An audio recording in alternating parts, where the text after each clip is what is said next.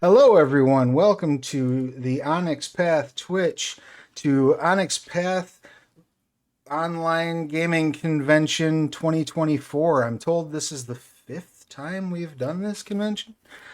Seems like only yesterday we were having our first con. But alas, here we are. This is the Running Online Games panel. I think that's the name we came up with for it this year. That might be the name we use for it every year. I never remember. Um, Ostensibly, myself and the folks that I'm sharing this screen with will be here to discuss the art of running games online for an audience. We'll be here to answer any questions the audience might have.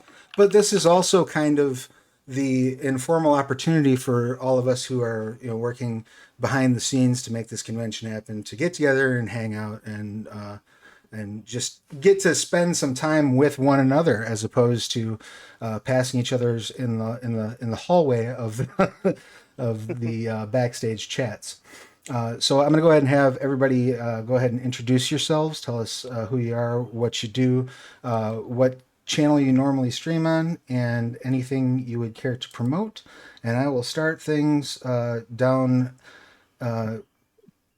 with Ramos as I put Ramos on the right space. Yes, I Howdy. am Ramos. There. Hi. It's the I curse. am. There it is. It's real. I am Yeah. Gilbert Ramos, aka at Ramos the Nomad. I'm media director for Rolling Nomads, and storyteller slash story guide slash game master, whatever title you want to give it. Over here on Onyx Pass sometimes whenever I'm available and of sound mind and body.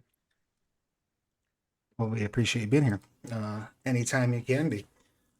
Next up, then, if I'm following a clockwise pattern, that brings us to Kelly. Kelly, please give us your pertinence. Hey everybody, I'm Kelly Clark. I am a writer, performer, and the host and founder over at twitch.tv/dorktales or youtube.com/dorktales or wherever you get your dorktales via podcast. I use he and him as my pronouns, and I'm a huge dork, if you couldn't tell from the title of my actual play channel. Who tells And tales? I'm very I tell tales. I tell tales, and I occasionally do some grunt writing for Onyx Path when they let me out of the cage, and I'm feeling just fine. Excellent. And then that brings us over to Scott. Your pertinence, please.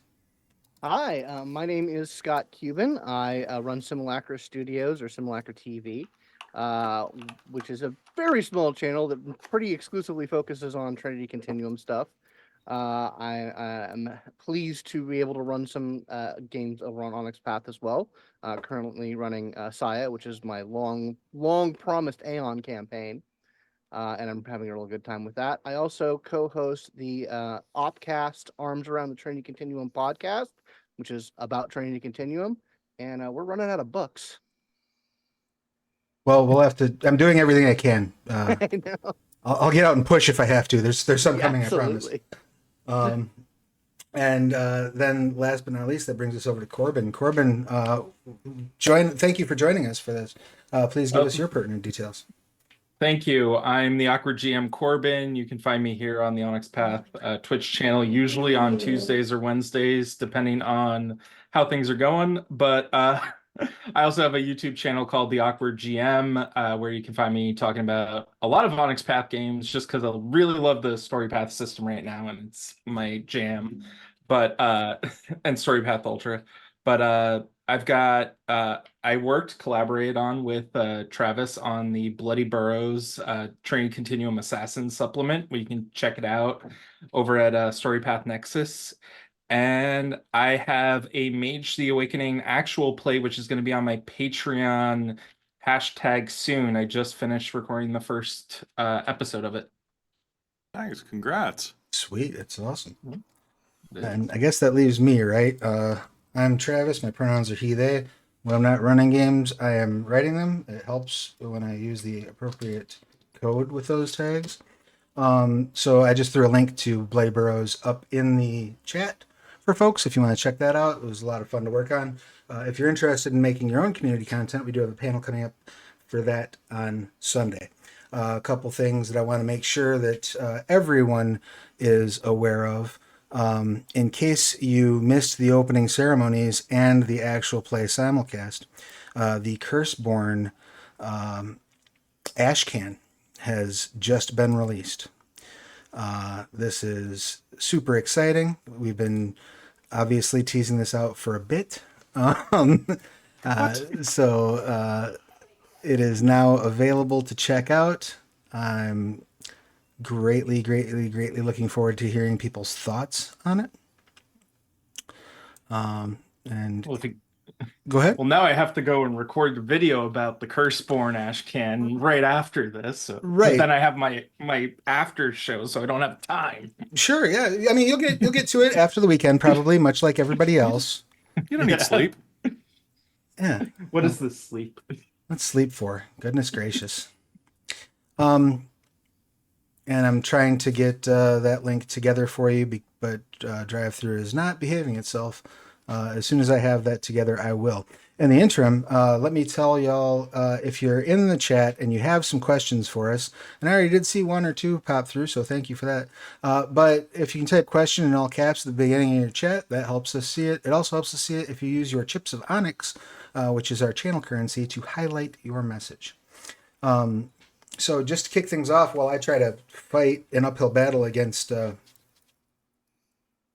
drive-through for a moment, we had Story of my life. one of our users. I'm going to murder your name. I'm sorry. Salo Senelian has said, "I've run some online games but never streamed one. And I wanted to ask, is it a lot of tech paraphernalia necessary? Does anybody have any thoughts on the tech requirements for streaming a game?" Sure. You need a microphone. You don't need video if you don't want it. You can use a token, you can make your own art, you can do pretty much anything, and you can do most of that with your phone these days. The only thing you'll need is an okay microphone. You can find an okay microphone. I'm in Canada, so my prices are a little different, but the lower end mics that some of my cast have are about 50 Canadian, 50 to 70. So like, I don't know, 30 to 50 US dollars. It will get you an okay enough mic that you're not gonna like, your players aren't gonna want to strangle you. If you shell out for like $100 mic, it's probably better. Besides that, you just need a computer that is able to run some type of broadcasting software, and preferably probably some type of like, I don't know, like tabletop, like virtual tabletop, like Roll20 or Foundry or something like that. So like most laptops that are like mid-range or above will be fine.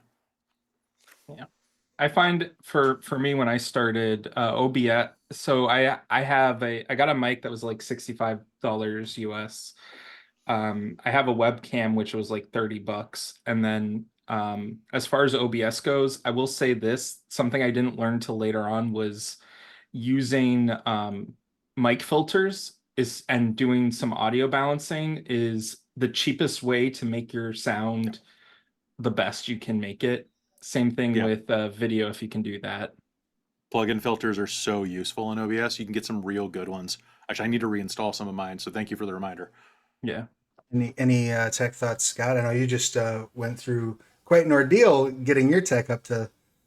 Oh man, well, it's a combination. So, because I've had the dream for the longest time of running an actual in-studio campaign, which that has been throw moving on top of that a couple of times while I'm getting this all set up.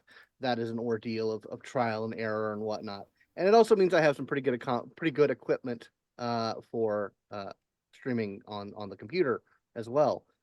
So yeah, I would say that if you have that dream, I'm sorry. It's a terrible thing that we share. But I like the results of it, and I'm going to be ever striving to improve that. But start on your computer. Start on like Zoom and like online games as much, because that's oh man. Yeah. Any final thoughts on that topic, Gilbert? Yeah, I mean it's pretty much covered. But I swear by I have a little $50 microphone that I've had since I started streaming. And it has been with me since the beginning, and I refuse to get rid of it until it dies. But then I also last year discovered plugin filters, and that was a game changer. So really, yeah, I think Kelly put it best. You really just need a microphone and a computer that's able to run the software that you're using to record or stream. It's that covers it. For sure. Yeah. Uh, It's a real hierarchy thing. Like build off of like sound is primary, and everything off that is just bonus. I did Yeah, a- we. Oh, please go ahead. No, well, I was just gonna say I did an actual play survey for my channel a while ago to see what people appreciate, and it's always audio before video when it comes down to it. yeah. Well, what's everybody here using for audio right now? Like what's because like I'm using something stupid fancy, I feel like but like a pop quiz question was just asked that did not study for. I'm sorry. I know I bought my microphone on Amazon for $30 or something like that, but and I only bought this microphone because my wife had already bought it, and we were shocked at how good it worked. Yeah, it's for $30. That's shockingly good. Yeah, it was remarkable. I'll have to look it up someday and figure out what the brand is because I do not remember off the top of my head what kind of mic it is. But it was an all-in-one. It's got the mic. I've got an arm that attaches to my desk. I recommend if you have something For that's not $30? your desk. Yeah, I recommend if you have something that's not your desk to attach your arm to do that. That is the cause of the bane of many of the banes of my existence is my arm being where it is.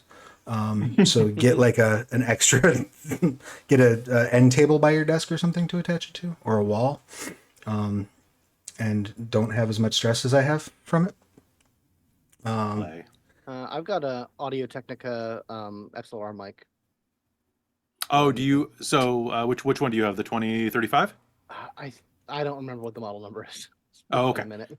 I love AT stuff.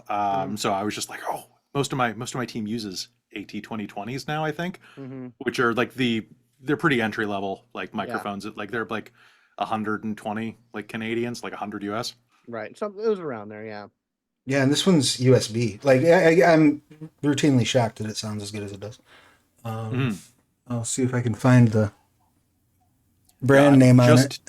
It's cheap I'm enough just that you can't testing see the out, brand. Like a mid-level like Rode mic that I got used from a friend for like I don't know like 150 or something like that. So hopefully I sound good. I don't know. I've been using it for 2 days. Yeah, I can't quite read the brand on it. I'll have to look it up, and I'll post it on my Twitter later. I'll be like, I found it, guys. Here it is, and here's the link. You should get an affiliate link through Amazon and then post it. It's using the brain meats. I posted a Reddit image I made of all the stuff that I use for my setup, and it's something called a Meano USB microphone kit. I don't know. That's the entry level that all my players use. That isn't the AT to AT. That's Yeah. is it Mauno? It's MAONO. Okay. It's a USB mic. And I always think of it as like the Moana mic because of just the dyslexia just kind of hits me and I'm like, yes, the Moana. And I have this insulation like soundproofing that goes right around the mic. It's only like 19 inches away from my face. I actually had a tape measure next to me so I could check. But I have the GM Why do you screen keep that next to your mouse? because I play Warhammer and Okay. and like tabletop war games that aren't Warhammer 99% of the time. But like I have the GM screen filter thing, and it works really well as like, oh, you can tell that this person's the GM when I'm recording. Nice. Nice. That's dope. Yeah. So the short answer to that is make sure you have a good computer. Something that's going to be reliable. It's going to run, the latest operating systems. Make sure you have a mic that's reasonably good. There are a lot of tutorials you can find online in terms of like how to set up your OBS or Streamlabs if you're using Streamlabs, or there's a few other options out there. I use OBS because I've always used OBS. I fear change, and I'm a little on the lazy side. But yeah, and then like the only other fancy things I have is I have webcam that I got through Dell, and I have a ring light that I got on Amazon for $30 or something like that. It's not You too can get steep a- to get into. You can get a lot of ring lights at like dollar stores now. Yeah. Like Yeah. decent enough ones for like $5. If not, a lamp works. Yeah. Cut corners and remember that like you're only visible for like this part of your face usually if you're on camera, so cheat. Yeah, for sure. Yep. And like you can also see there's good tutorial videos on YouTube for like lighting, just general lighting tutorials, that can help you use even just household lights or tap lights, something you get at a dollar store. Yeah. You know, You usually want to have like 2-point lighting, stuff like that, I think. yeah, don't and have a avoid light just above you. back- That's better. Yeah. Yeah, I've webcam wise, I've got a Logitech Brio. I really like their software that does like color adjusting and other stuff. Like that's been a pretty good godsend for me. When for everyone who has a webcam, what's the HD quality on it? Because like mine's 720 HD, but there are people who are like, oh, I need to get a 4K camera. No, And you I always don't. find that No, you don't. Twitch doesn't stream in 4K. Yeah. Twitch doesn't stream in 4K. Absolutely. Also, if you're in an actual play, look at the size of these windows right now, dudes. Right. There's not 1,000 pixels. There's not 700 pixels, I think, inside of one of these boxes. Yeah, One no. of the unnecessary expenditures that I did was getting a 1080p webcam because I was like, I want the quality to be better, and I was just like, I set up OBS after getting the new webcam, and I was like, oh, this was kind of unnecessary. Yeah, it's a bit of overkill. I mean, like even when I was working in independent film, you know, there was a lot of talk about, oh, should we try to shoot this thing on 4K? Because like right when I was getting out of it was when 4K was starting to become like reasonably accessible. But like there's studies that the human eye can't really tell the difference between 1080p and 4K. You know, like it's not that. It's very difficult to justify 4K for anything. Got a question here. How do you deal with players leaving the campaign early during an online game? That's. Do you mean early in the session, or do you mean early in the campaign? Because those are two very different problems, right? I would say for me, if somebody's got to leave early during a session, I'll usually try to, go to like our pre-roll or just kind of, put up some sort of a be right back screen and readjust my cameras and move on with my day, because real life takes precedence over this. And for those who don't know, if you're streaming through Zoom with like a window capture, what Travis is talking about is if one of us left the call, everything would get jumbled. So that throws on to what Weird Trinity was asking about, what we use and doesn't matter. So if you use Zoom, yeah, it totally matters if someone leaves early, because if you watched opening ceremonies, you know Yes. exactly. Yeah. Because Rich kept getting disconnected. And what happens is, like, if you've ever been on a Zoom call and someone leaves, it rearranges the windows. And that's a big pain in the ass. And that's something that doesn't often get explained. Like you can look up how to set up an actual play like overlay or anything. You come up with 0 videos on that. Honestly, pro tip, if you put up a video like that, you'll get 1 million views probably. But basically when you use OBS, you can copy the window, and then what you have to do is duplicate it for every single individual person and then crop it down to just each individual so that you can have them in the spots. That way you have your overlay set up properly. Now, Unless you want to go crazy. The alternative to this is video.ninja. Yep. Which generally I stick to pre-recorded stuff just because it's easier for my life.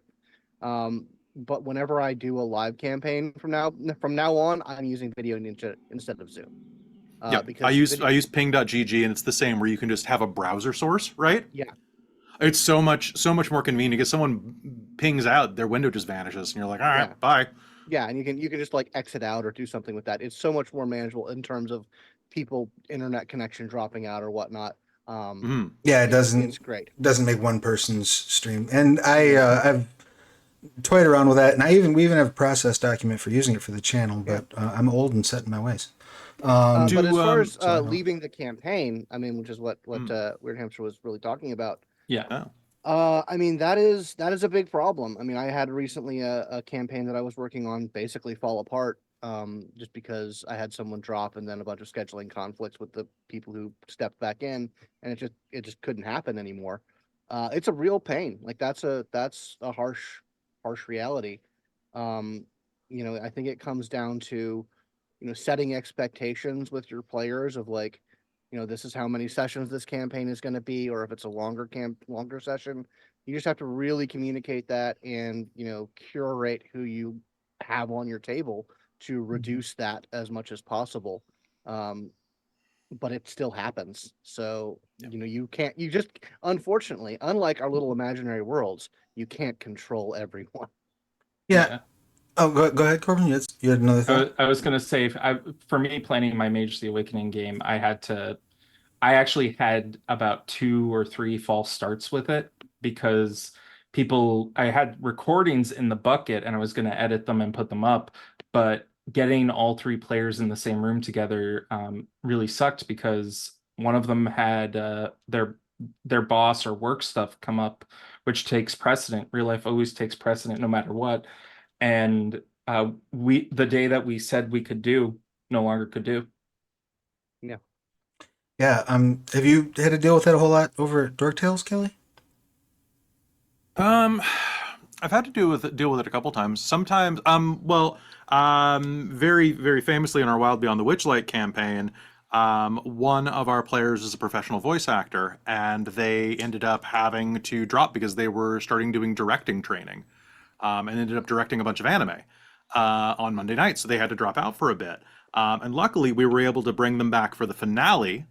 So we had basically I forget what happened. They got pulled through like a Fey portal, and it was a very dramatic, tearful ending. And then at the end, the characters found where they'd been pulled to, and I sneakily brought them back in the 11th hour because their training had ended, and they were available for like 3 weeks, and it was just luck. So you can actually milk it for quite a bit of drama. Depending on what type of game you're in, though, you get creative with it. You don't have to just like kill them off, or you could also just have the person, maybe they have to move. Maybe they get a job transfer. That happens all the time in modern settings. Or if you want to get really weird with it, if you're running something like Changeling, replace them with a new character playing, or a new player playing the same character. See if anybody would be interested to take their place for a bit. And hey, it's a fetch. Or hey, it's a doppelganger. Or hey, it's the real guy all along, right? You could have some fun with it. Sure, absolutely. But it does suck. I know when I was doing, Scarlands, the Sins of Shelzar game ran for something like 2 years. And in that span, we lost 3 players that we weren't planning on losing. There were a couple of people who came in and were like, "You're here for a while. You're a guest spot, and we know we have an on ramp and an off ramp built for you." But we came to a point. We got very lucky at one point that 2 of them had to leave at the same time, and so we were able to use the one player's story to be like, well, we're going to leave this character in this town to work on spiritual stuff with this person, and the other character that had to leave at that time was just going to stay behind with them, which saved us a lot of trouble. And then I had another player leave because of her work schedule, and then come back 9 months later, 10 months later. And so what we had worked out, because there are playable undead in Scarred Lands, was that her character had been killed. And then they found her later on. They were in Glividotel, which is a city that is full of necromancers. And they found her in a dungeon, like, "What are you doing here?" And she's like, "I've been killed." I'm not able to take a day off. Yeah, exactly. So I wasn't even supposed to be here. They broke her out, and for the rest of the campaign, she was a wretched, which worked out pretty well.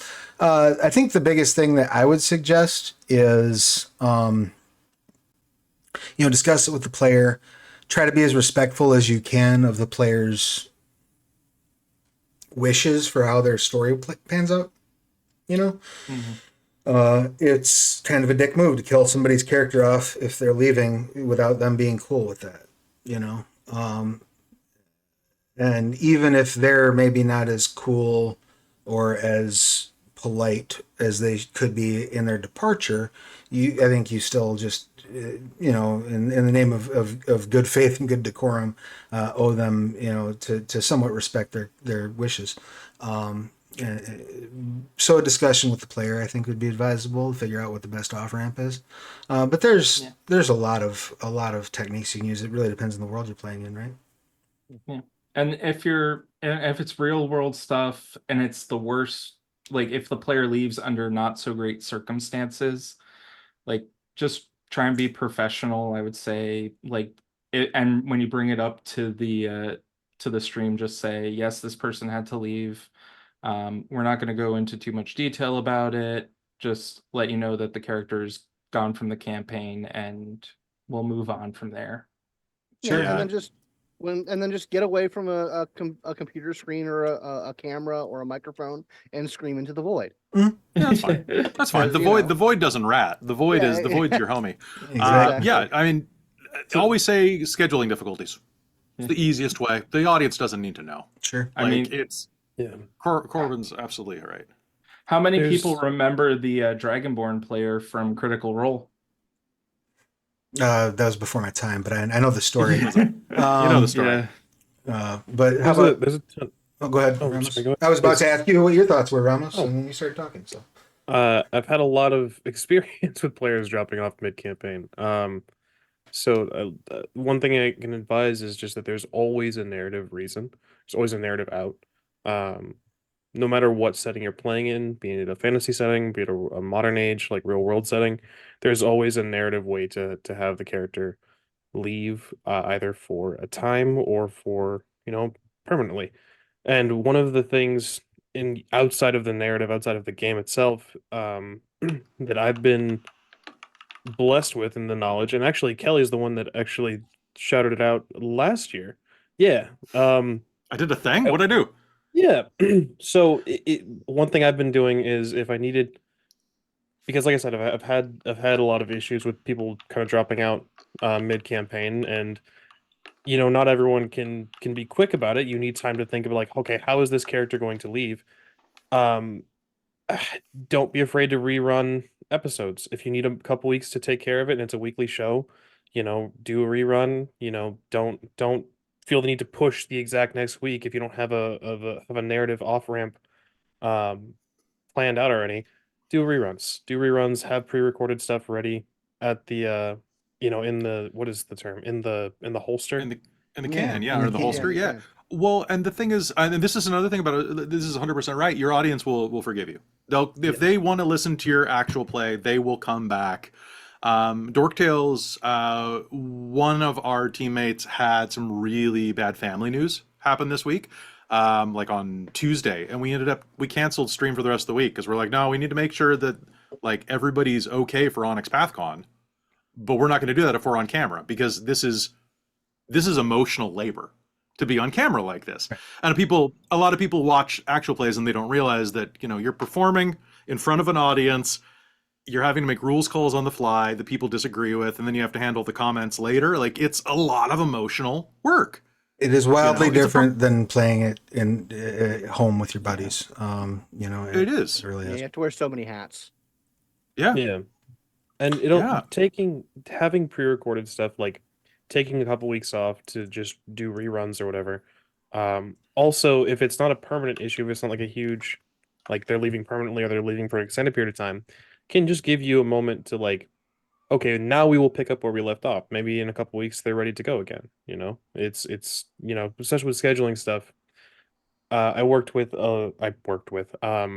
was prior military, and a lot of my friends are prior military, so we all got out at different times, so there was shift changes and schedule changes all the time. And one week one person was on nights, and then the next they were on days. So those week changes, those week breaks or whatever, could be just enough to get everyone back on the same schedule. And that's not always the case, but it is a possibility. Yeah, and another thing I did want to touch on just real quick, Raven. I saw your comment in the chat. My condolences on your loss. Asking, what if somebody passes away? I think in that case, especially like if it's in your context that you mentioned, it's not a streamed game.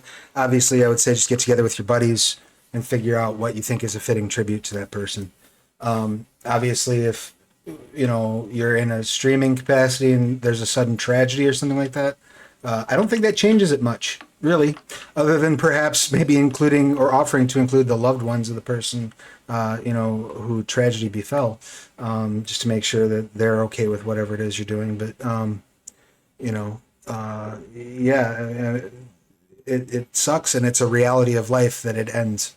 And sometimes you just have to do your best to cope with that and roll with that punch. And I think there are a lot of ways that you can, honor a fallen friend in the, imaginative space of a RPG world.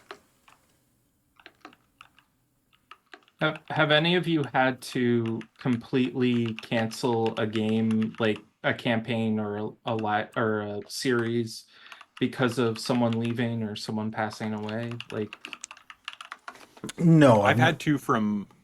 Sorry, go ahead. Oh, go ahead. I was say I haven't had to do that. No.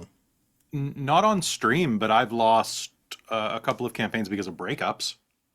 Where like I was dating someone who was in one of my games, and then yeah, that's not gonna keep going afterwards. That was a good Requiem game too, but and a good werewolf game. There was a couple of good games, but shit happens, unfortunately, and don't stay in a relationship just to run a mage game. For sure. I mean, and I would Even if it's a really good mage game, like it's a Yeah, Well- it won't be good after that point. right. Yeah. Nobody wants to be at a table or watching or participating in any way in a game where it's clear that several of participants don't want to be there. You know what I mean? So even if say you have a streaming situation and there's an interpersonal relationship, it doesn't even have to be romantic, but where things get tense between people, if you're in charge of that show, it's your responsibility to clock that and to say, hey, we got to get this sorted out. And if that means one of you's got to go, one of you's got to go. If that means we, draw this to its conclusion and we start something different, that so be it. But yeah, I think if you're involved in a situation like that and you're not the person in charge, and you clock that that's happening, probably bring it up to the person in charge, because it ultimately does kind of fall to them. go ahead, Kelly. I saw your finger. I was just going to say that on that note, if you're starting your own actual play, remember, don't let your eyes be bigger than your mouth on this. And I'm going to use a food metaphor, sorry. But a 10-course meal of appetizers is still a full meal. So don't be afraid to set up your campaign, your chronicle, whatever you want to call it, in short chunks that connect into a bigger story so that if at any moment it's not working, you can bail and the story's complete. Set it up in little micro doses, little seasons, little like story arcs that are part of a bigger whole but are independent. You always want to be able to say, you know what, I want to take some time off from this without running a 200 episode long vampire game. One of my go ahead. No, please. I was going to say one of my first actual plays was Extreme Drowis, which had most of the cast that were in Sins of Shelzar, and who are also a portion of that cast will be in my Realms of Pugmire actual play that I'm starting next week. So obviously this is long-term friends and whatnot.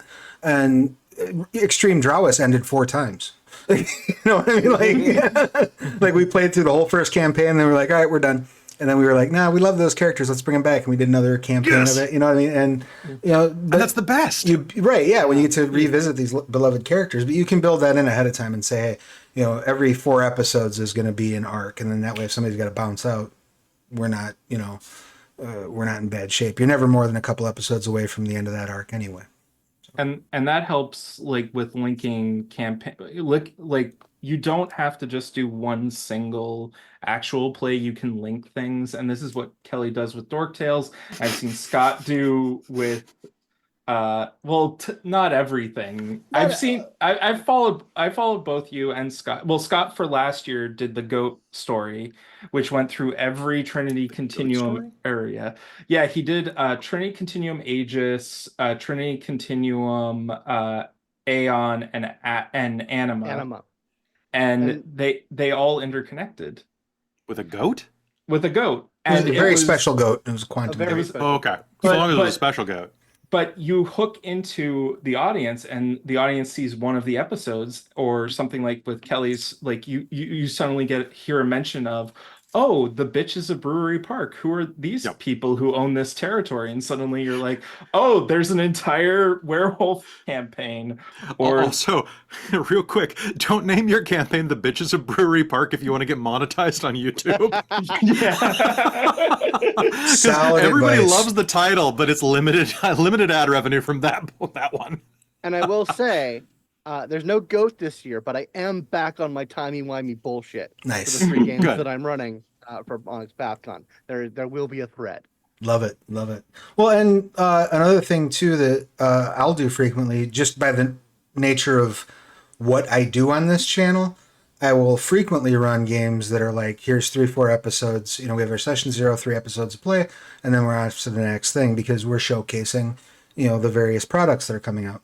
But there have been several of those where I've done that little stretch and then I've pulled the characters back together. Gilbert was in one of them, at least, right? Where Trinity Continuum, Aberrant, right? Aberrant, yeah. Yeah, we were Yeah, like you a pulled year that later.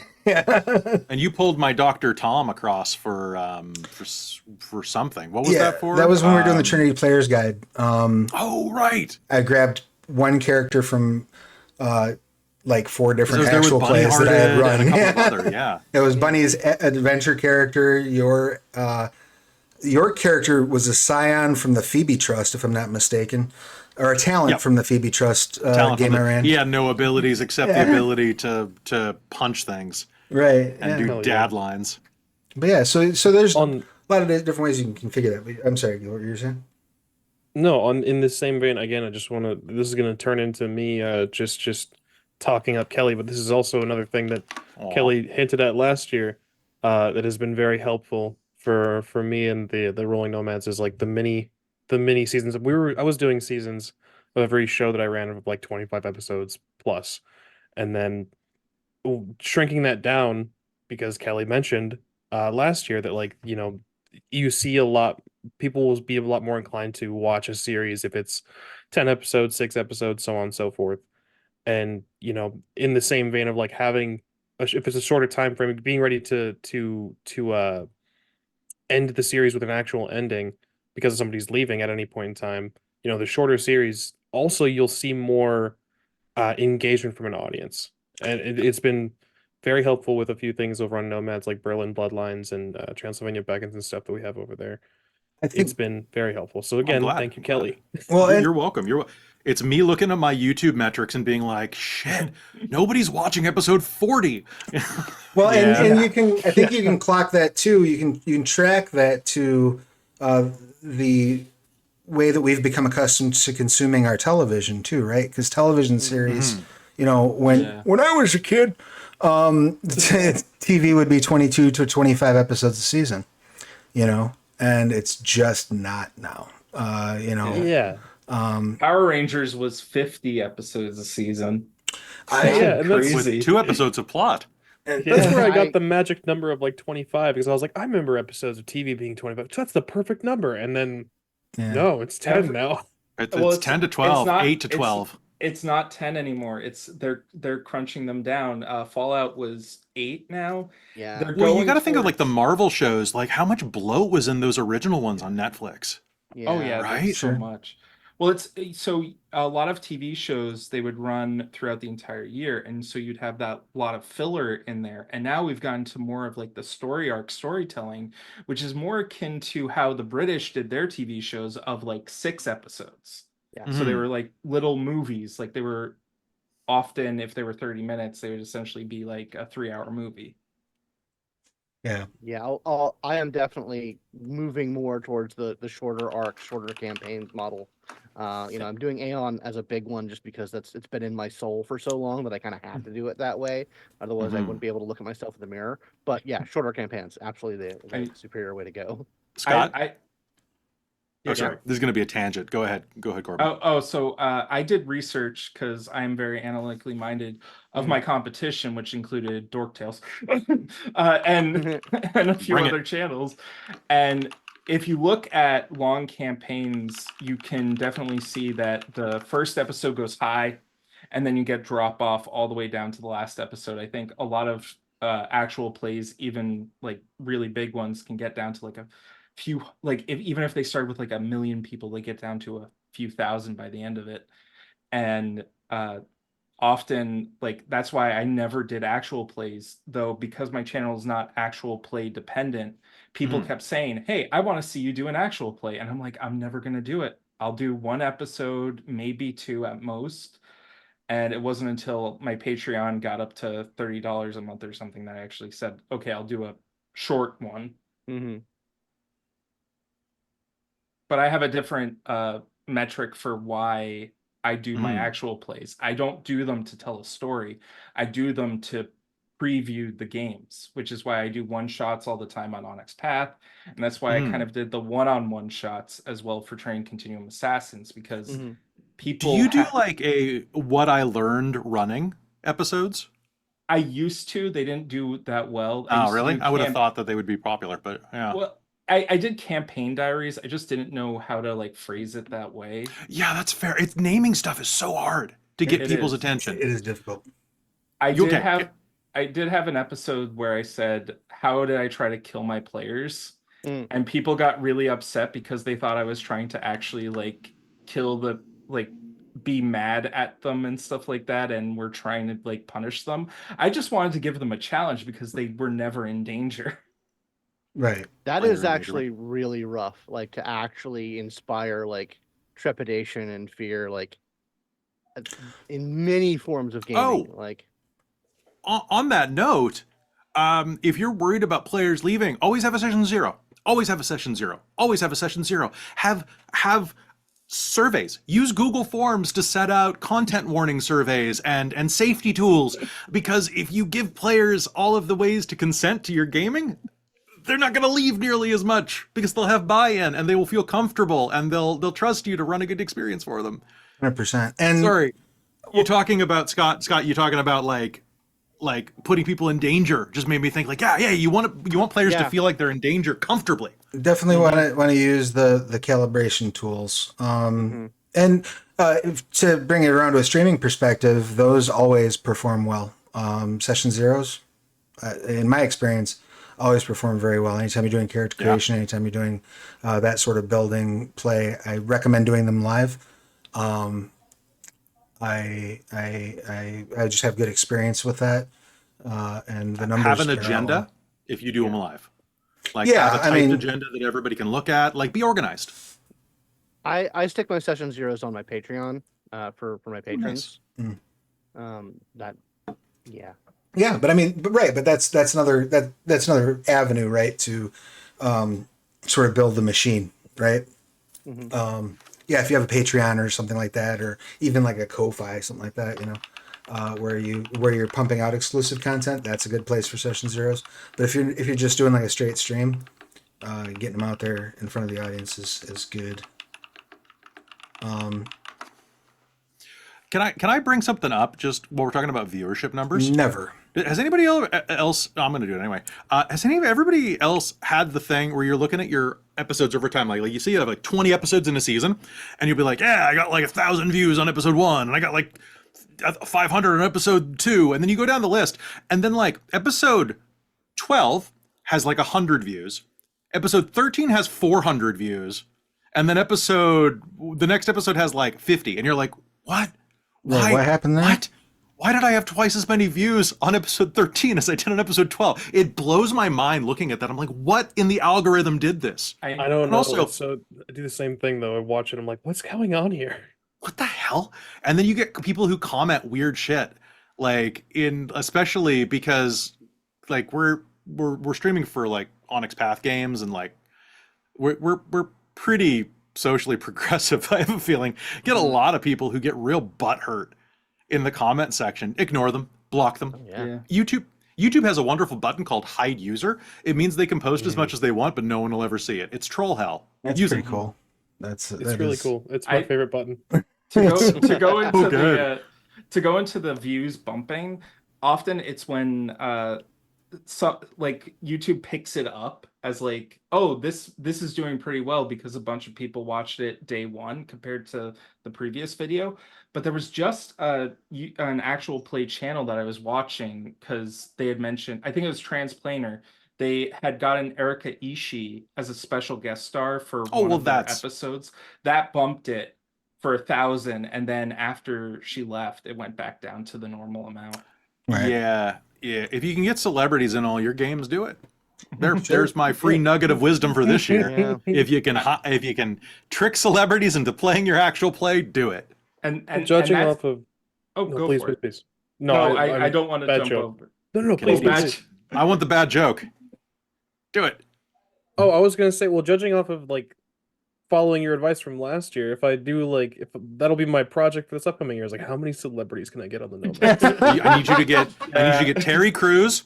I Yeah. need you to get like an all muscle man crew. Like get Schwarzenegger There you to go. roll dice. I will play in that game. I will pay you to play in that Yeah. game. Lend I, me your uh, magic. I We'll be got done. B. Dave Walters on one of my games, and that was a good day.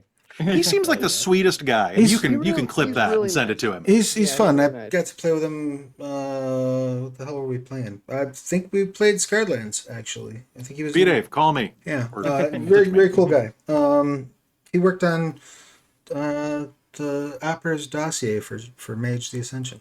Nice. Oh, did he? Yeah. Oh, that's cool. Yeah, That's awesome. good. I didn't know he was a good mage fella. guy. Yeah. He's all over the place. He's got many interests. Many fingers, many pies. And If I might, no, please, please, please. no, go right ahead. I'm sorry. If I was, well, I'm leading into something else that popped up in the chat. Just please, Yeah, please, go up for to it. you. Yeah, let's talk it. Oh, if I was just gonna quickly answer, I had a very pointed question about something that I ran, which I didn't expect. So thank you. That's very sweet. Weird Trinity, to answer your question about Godsend, yes, I do plan to take it to God levels. Ooh. So long as Onyx Path will have me, I will continue Scion until its completion. And once it's just God levels are God is such a different game, it feels like I have to that one's gonna be a lot of planning. They're still thankfully in demigod tier, so that's gonna be a season or two. Well, But yeah, we do plan to do you're in luck because I want to see how Dragon plays out at God tier. So I guess your show is Hell going to yeah. keep going. So hell yeah. Yeah. It's just a quick answer to your question, and thank you. That's very sweet. I didn't expect that. That's really cool. In That's regards terrifying, by the way. to in regards to getting your actual players, like one, getting a celebrity would be awesome, especially if you could keep them throughout an entire arc or something. But that's pie in the sky. Definitely getting people who can help you in different ways of production would be awesome.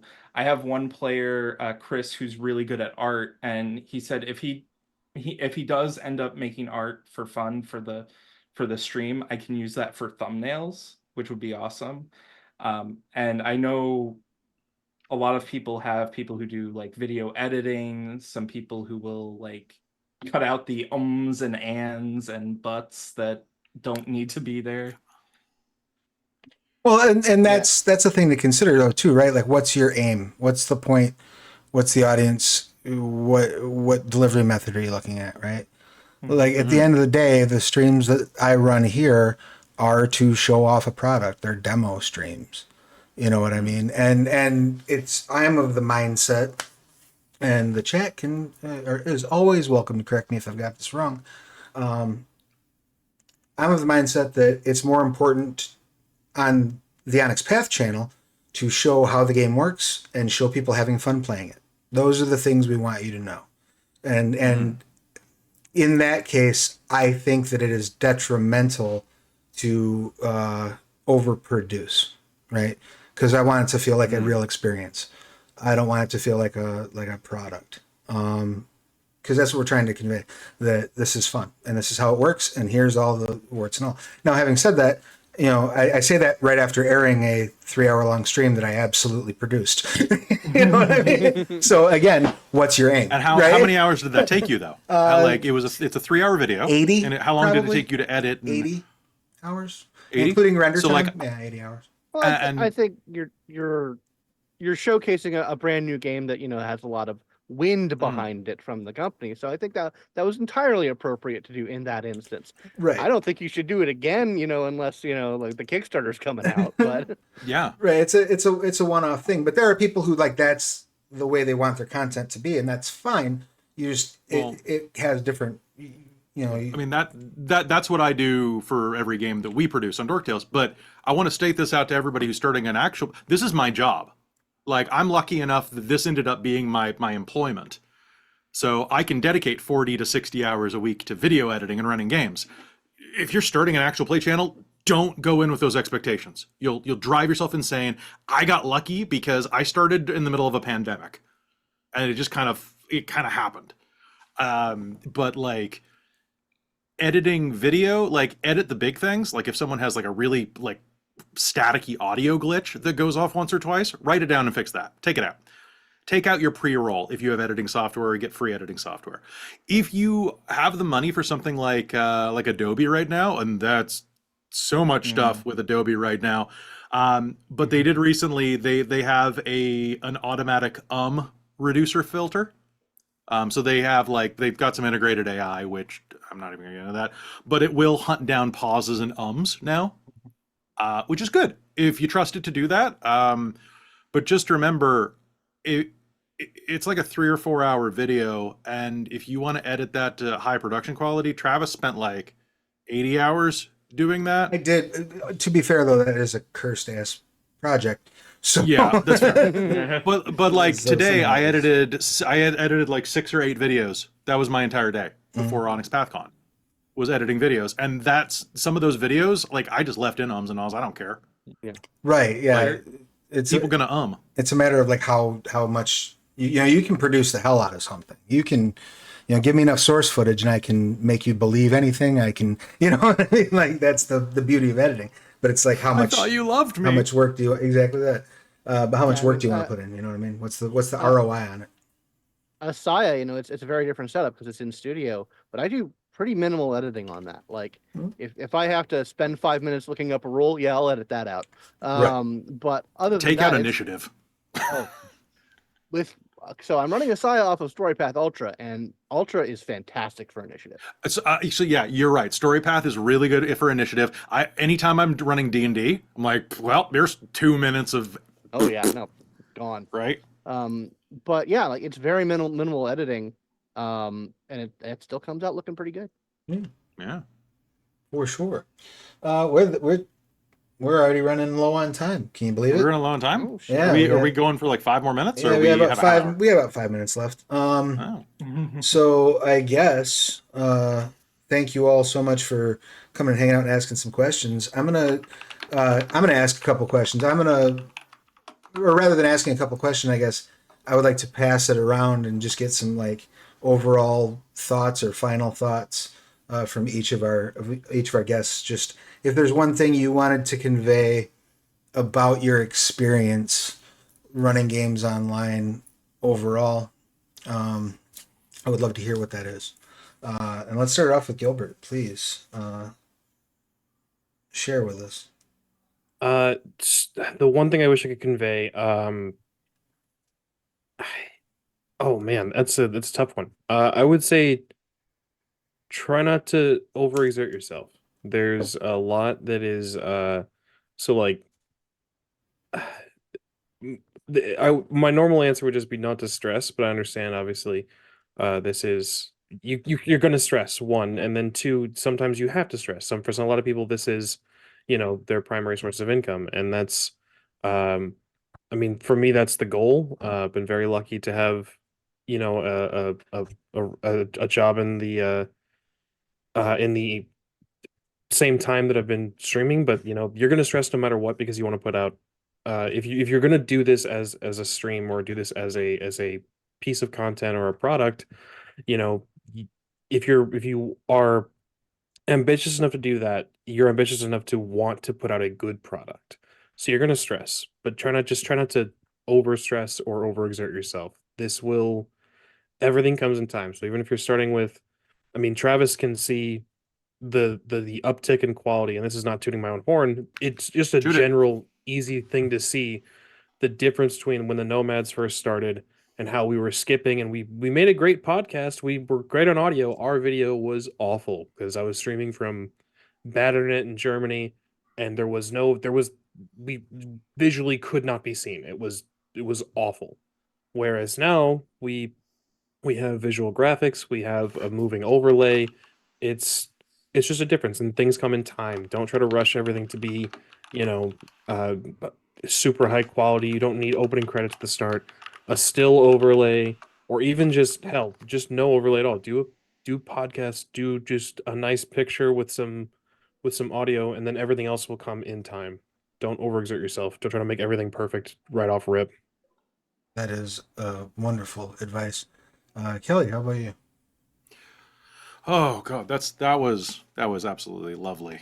I would say that when you're starting off, viewership numbers can be really hurtful, and they can really tank your enjoyment for streaming. Sometimes you're going to run a stream when you start, and you're going to have like 2 viewers. Dorktales used to have like 1 or 2 viewers, and we're lucky enough that we have really decent numbers now. And numbers don't matter. Do this for yourself. Do it for your friends that are playing the game with you, and do it for the memories. Because I ran so many campaigns in my life or chronicles where I wish that I had a record of them, and that's ultimately what you're doing. Save the videos for later. You can watch them later. And if you're lucky enough to build a community, that is the best part of the experience, is being able to hop over into the Dorktales Discord and talk to people who are passionate about our stories. And that is the honestly one of the coolest feelings of my life, being able to have that type of community and talk about cool stories with people. So, That's it's little things that matter. that's badass. That's awesome.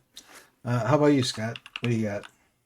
I would say just like really have a hard think about what your primary motivation is.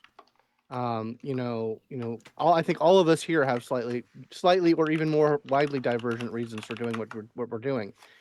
I'm mainly in it because I love telling stories with, with interesting people who have interesting takes on things, and I also like playing with the format of actual play. Like those are like my two kind of main guideposts. If I get viewers, that's great. If more money flows into Patreon, that's great. But I'm primarily about the story, and I think you really need to have a think about like what are your 1 or 2 goals, and that you'll get a lot more happiness out of it if you really have that firmly in your mind. Awesome. That is dope. Sorry, I got distracted for a second trying to chase down an answer to a thing. And that then brings us around to Corbin. What do you got? So something that people don't really want to do is improve. I've talked to a lot of creators. I have a personal TTRPG YouTuber Twitch Discord that I'm a part of, and sometimes the people who are doing well are the ones who are constantly trying to improve. They are looking at not just, oh, what's the pie in the sky thing to make my channel great or anything. It's looking uh to bring things to a, like, sorry, I brain fart there. Like It's incremental steps. incremental steps, yeah. It's getting the lighting to be perfect so that you don't look like you're overshadowed or anything like that. It's getting the mic filter set up properly. And to give a little pro tip, you're only being viewed from sort of upper torso area. So a $10 pair of really cool sci-fi glasses is a cheap investment for your game. You're not going to have to worry too much about anything crazy like that. And just a little bit can go a long way. If you have friends who are cosplayers, maybe it would be like you could do the whole thing like Dork Tales does, and We sometimes don't wear pants. I'll tell you that. Like, not when we're cosplaying. It gets warm. I feel like I know a little bit too much about Dork Tales. I'm always like see you guys dressed up, and I'm like, I want to see the full costume. I want to see like group photo shoots of you all like. That always terrifies us. Never That gonna always happen. terrifies us when people want to like have us at conventions and stuff, and we're like, ah, crap. Now we have a week to come up with pants. Right? Yeah, that's a lot. That's half the costume. No, it's funny that you mentioned that. It just that reminds me that Extreme Drowis, the cast that came together that eventually will wind up being this Pugmire cast that I'm going to be starting next week with. We initially started because they were a bunch of cosplayers that didn't want to be on camera. So we were just an audio only thing. They were like, we don't want to do costumes. I was like, well, how about we all play Drow then? Because none of us are going to do a Drow costume. Yeah. I think you might be able to now because they're blue now. No, maybe. Yeah, they I changed. think. But you no, said you're running Pugmire? We'll be running Pugmire on Wednesday. Ah, Oh, yes, see? I can Nice. play some Pugmire. Love it. Love it. And look at the technology that we have at our fingertips now. It's insane. Yeah, I think that's The right rate in of change is horrifying. It's I'm just not gonna lie. right in The Zoom. instant change is wild. Yeah. And I ran the all VTuber Aberrant game, and I literally spent hundreds of dollars getting that set up, and then this shit shows up. yeah. The Yeah. VTuber stuff still looks better if they're done right. Yeah. Like our Oh, friend yeah. Bunny Hearted has Oh, the yeah. best freaking setup for their stuff. I'm so jelly. Yeah, Bunny's got amazing Bunny's stuff. great. But yeah, I guess we're a little over our time. We're cutting into Corbin's after party. Sorry, Corbin. No problem. Everyone's invited to the after party. We're gonna be playing some Jackbox, and I'm gonna go insane about Curseborn probably. It's gonna take Corbin about as long as it takes Corbin to get set up to turn the party back on. So we'll be wrapping up. The last thought that I wanted to share with everybody, if you're looking at getting into doing this, whether you're talking about doing a podcast, talking about doing a live stream, talking about doing something for YouTube, have fun. The minute that this stops being fun, stop doing it.